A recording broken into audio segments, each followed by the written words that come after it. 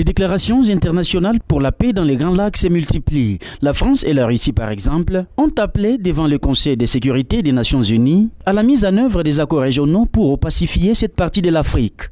Les deux puissances ont aussi souhaité le maintien du dialogue entre les États de la région. C'est principalement ce qu'a dit Nathalie Broadhurst, représentante permanente adjointe de la France auprès des Nations Unies. Pour la paix, la diplomate française évoquait notamment la feuille de route de Luanda et particulièrement la réunion organisée en septembre à New York sous l'égide du président de la République française Emmanuel Macron. Nathalie a aussi insisté pour que les consultations intra-congolaises se poursuivent, mais dialoguer avec le M23 serait encore impossible aux yeux de Kinshasa, la RDC les considérant comme un groupe terroriste.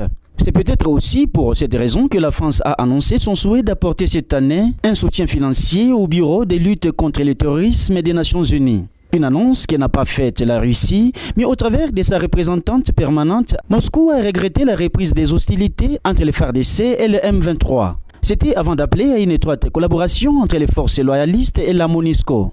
Une collaboration qui peut aussi renforcer la création de la force régionale. Une lecture qu'a partagée l'envoyé spécial de l'ONU dans la région des Grands Lacs. Wang Xia a tout de même regretté l'instabilité qui s'y poursuit 7 mois après sa dernière intervention.